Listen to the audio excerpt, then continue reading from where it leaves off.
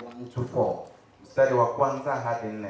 And the Bible says, Na hiyo Biblia inasema, now concerning the collection for the saints, as I have given order to the church of Galatia, even so do we. kwa habari ile changizo kwa ajili ya watakatifu, kama vile nilivyoamuru makanisa ya Galatia, nanyi fanyeni hivyo. Upon the first day of the week, let every one of you lay by him in store, as God hath prepared him, that there be no gatherings when I come. Siku ya kwanza ya juma, kila mtu kwenu na aweke akiba kwake kwa kadiri ya kufanikiwa kwake, ili kwamba michango isifanyike hapo nitakapokuja. And when I come, whomsoever ye shall approve by your letters, them will I send to bring your liberty unto Jerusalem. Nami nitakapofika nitawatuma kwa nyaraka wale mtakaowachagua wachukue hisani yenu mpaka Yerusalemu. And if it is to be made that I go also there, they shall go with me. Na kama ikifaa niende na mimi, watasafiri pamoja nami. And that is the word of the Lord. Na hiyo ni neno la Bwana. From the book of Corinthians 16 to 4. Kuanzia wakati of the 3, zilizosalia 3, we'll give it another time. Tutaipatia siku nyingine. But for today, lakini kwa ajili ya leo, I'm seeking my pastor to allow me to go off spiritual a bit. Ningemuuliza mchungaji aniruhusu tu hata nikitoka kando kiroho, we be a bit practical, ili tuweze kukua katika hali halisi. There should be a lot of practicality when we are giving. Inahitajika kuwa na hali ya uhalisi wakati tunamtolea Mungu. Yes, I agree on the spiritual part. Ndio, ninakubaliana katika sehemu ya kiroho, where we say giving is our act of worship. Mahali tunasema ya kwamba kutoa ni njia moja ya ibada. Gratitude, kushukuru, cheerfulness, kufurahia. we give out of faith. Tunapeana kutokana na imani. Yes, that is there. Na hiyo ni ukweli ipo. We can't really separate the practical from the spiritual. Na kwa kweli hatuwezi kutenganisha hali halisi pamoja na ile ya kiroho. This morning I want to say that the practical aspects are only acceptable to God. Na sehemu hii nataka kueleza kwamba ambaye ni halisi inakubalika kwa Mungu, if we also practice the spiritual. Kama tutaweza pia kuzingatia hali ya kiroho. But these spiritual aspects won't happen at all. Lakini hii sehemu ya kiroho haitatendeka hata hivyo if we don't implement the practical aspects. Kama hatuwezi kutimiza hali ile halisi. So I want to give you the 7 principles. Nataka kukupatia kanuni hizo 7, but talk a bit on the 4 and leave the other 3. Na nitaongea zaidi kwa hizi 4, lakini zile 3 zingine nitaacha. So number 1 is regular giving. Ya kwanza ni kule kutoa kwa kuzoea. Number 2 is participatory giving. Na nambari ya pili ni ile kushiriki katika kutoa. Number 3 is intentional giving. Nambari ya 3 ni kutoa kwa kuwa na nia fulani. Number 4 is proportional giving. Na ile ya 4 ni kupeana kulingana na kiwango. Number 5 is anticipatory giving. Na ile ya 5 ni kupeana kwa kukusudia. Number 6 is effective giving. Na ile ya 6 ni kupeana katika kutimiza. Then accountable giving. Na kule kutoa katika kugharamikia ama kutoa hesabu. So I want to single out the 4 aspects first. Nataka kwanza kuchagua hizo 4 kwanza, because they are very individual. Sababu hiyo inahusiana nasi kibinafsi. And the other 3, na hiyo zingine 3 is us as church. Inahusisha sisi kama kanisa kwa ujumla. So what is regular giving? Na kwa hivyo kule kutoa kwa uzoefu ni gani? Regular giving is something of giving often. Ile kutoa kwa uzoefu ni kutoa kila wakati. And the word has said on the first day of every week. Na Biblia imesema ya kwamba siku ya kwanza ya kila juma. That first day I believe is today. Na hiyo siku ya kwanza natumai ni siku ya Jumapili ambayo ni leo. That is why we are being called upon to give. Na ndio maana tunaulizwa tuweze kutoa sadaka zetu. That is regular giving. Hiyo ni kutoa kwa kila wakati. It is a Sunday I'm calling you upon to give. Na kwa hivyo ni siku ya Jumapili ninawasihi kutoa. You give as often as you receive your income. Unapeana vile unaendelea kupokea mapato yako. Don't wait. Usingoje. If you are paid today, na kama unalipwa leo, you have received your salary, umepokea mshahara wako, by the time Sunday comes, ikifika siku ya Jumapili, you have nothing to give. Hautakuwa na chochote cha kutoa. Utaanza kuandika deni, unasema anadaiwa kwa kanisa. You are supposed to write your check when you receive that check. Unahitajika kuandika hundi lako wakati unapokea hundi. So once you receive your income, set aside. Wakati umepokea mshahara wako ama mapato, weka kando what you're supposed to give. Kile ambacho unahitajika kutoa. Number 2 is participatory giving. Jambo la pili ni kule kutoa katika kushiriki katika kutoa. And the word has said, na neno limesema, each one of you, kila mmoja wenu.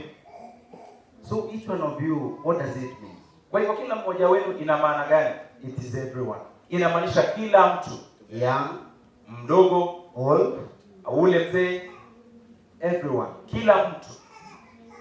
So I'm encouraging us parents this morning. Kwa hivyo nawatia moyo sana wazazi ya siku ya leo. Because the word participatory doesn't leave alone our children. Sababu neno kushiriki haiwawachi nje watoto. Let us teach our children to give. Wacha tuwafundishe kutoa sadaka. You can give our children some allowances. Unaweza kuwapatia watoto wako fedha kiwango fulani. You can give them something to do in our homes. Unaweza kuwapatia jambo la kutenda pale nyumbani kwetu. Then you, I don't want to pay them, you give them an allowance. Na sisemi kwamba unawalipa, lakini unawapatia tu jambo la kuwashukuru. After the allowance you give, they know they have something to give to the church. Na baada ya kuwapatia shukrani hiyo, wanajua kuna kitu wanahitajika kupeana kanisani. Because they are also called upon. Sababu pia wao wameulizwa kuweza kutoa. Parents, we get that. Wazazi tunapata hiyo. Number 3 is intentional giving. Ya tatu ni ile kutoa ukiwa na nia fulani. And the word has said, na neno limesema, should set aside a sum of money. Unahitajika kuweka kando kiwango fulani cha fedha. So when you are setting aside, wakati unaweka kando ama kutenga, you are very intentional. Inamaanisha uko na nia. This is an area, hii ni sehemu I also need to teach myself. Ninahitajika pia na mimi kujifunza.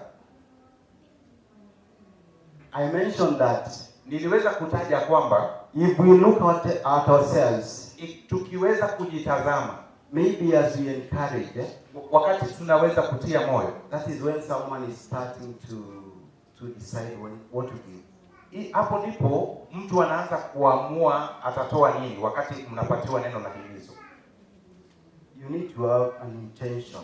Unahitajika kuwa na kusudi. You need to plan. Unahitajika kuweka mpangilio on what you expect.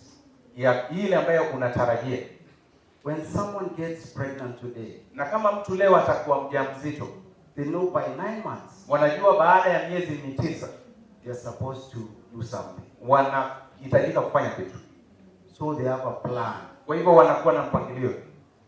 What are you planning on your giving? Je, unapangia nini katika matoleo yako? What are you intending this morning to unakusudia ama una nia gani leo in the house of the Lord? Katika nyumba ya Bwana.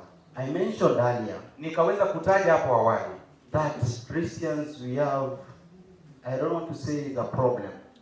Sisi wa Kristo sitaki kusema kwamba sisi tuna shida.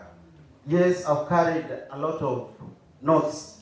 Ni kweli nimebeba noti nyingi tu in my wallet, katika mfuko wangu, or in the passes for ama katika kibeti cha akina mama ama dada zetu. So when we are called upon to give, wakati unaulizwa kutoa, that is the time we are putting fingers. We are just placing some fingers in the wallet. Hapo ndipo wakati ambapo tunatumbukiza vidole vyetu katika kibeti. You are trying to trace a 50 shillings, and we are so good in that we can tell 1,000, 200. Alafu tunaanza kutafuta kwa vidole hivyo kutafuta shilingi 50 ama ile yenye sarafu ya chini. So this morning tuko wazuri sana katika kufanya hivi. Is that intentional? Je, hiyo ni kukusudia? Is that intentional, church? Je, hiyo ni kukusudia? So You need to plan. Unahitaji kuweka mpangilio. Yeah, it is intentional to that context. But Jambo la kukusudia katika mabano haya. It is not intentional on the kind of teaching now I'm giving. Lakini sio kusudia ikiambatana na mafundisho ambayo nakupatia leo. Because you need to plan. Kwa hivyo unahitaji kupanga. When you receive your payment, wakati umepokea malipo yako, that you've been paid, you know what is 10%. Umeshalipwa, unajua 10% ni nini. Put it aside. Unaiweka kando. Be ready to give that. Unakuwa tayari kupeana hiyo. And that is between you and God. Na hiyo inakuwa kati yako na Mungu. I can't push you so much to tell you you have to give that. Na siwezi kukusukuma sana nikakwambia haya wewe unahitaji kupeana ile. And best time to set aside is when you receive. Na wakati ulio bora wa kuweka au kutenga kando ni wakati unapokea. Let our giving be more thoughtful. Wacha matoleo yetu yawe ya kuyatafakari, more prepared, ya kujiandaa, more planned out, ya kuwekelewa mpangilio bora. Number 4, jambo la 4 is proportional giving. Ni kiwango cha kupeana ama viwango. The word says, neno linasema in keeping with income, katika kuzingatia mapato. Now that is where the 10% comes. Hapo ndipo 10% inapotoka. Because my salary is not equal to yours. Sababu mshahara wangu haulingani au kutoshana na wako. You can decide to give 10% or more than that. Unaweza kuamua kupeana 10% ama zaidi ya hapo. But this morning I want to encourage you. Lakini ya siku ya leo nataka kukutia moyo to give proportional. Kupeana kulingana na kiwango. Just follow the instructions. Wacha tufuate maagizo. Follow these orders. Tufuate hii amri. As Paul gave to the church of Corinth. Namna vile Paulo anaipatia katika kanisa. About regular giving. Kuhusiana na kutoa kwa kila wakati. Participatory giving. Kutoa kwa kushiriki. Intentional giving. Kutoa katika kusudi. And proportional giving. Kutoa katika kiwango. I want to seek us. Nataka kuwasihi. You can go further and go read the word more. Unaweza kuendelea na kwa undani usome neno. In that 1 Corinthians 16:1-4. Katika Wakorintho wa kwanza 16:1-4. You get to know where the anticipatory comes on. Unaweza kupata mahali ambapo ile ya kutazamia inatoka. Effective giving comes on. Kutoa katika kutimiza inatoka wapi? And accountable giving. Na pia kutoa katika kuweza kuwa na hesabu. But I want to seek us this morning. Lakini nataka kukusia siku ya we need to purpose to give in the house of the Lord. Tunahitaji kukusudia kutoa katika nyumba ya Bwana. Let us give to enable the word of God to be spread. Wacha tuweze kutoa, tuweze kusababisha neno la Mungu kusonga mbele. For evangelism and all that is needed in church. Kwa ajili ya uinjilisti na kile ambacho kinahitajika kanisani. Let us follow it because that is the word. Wacha tufuate hivyo sababu hiyo ndio neno la Mungu. Let's stand and pray. Wacha tusimame na tuombe.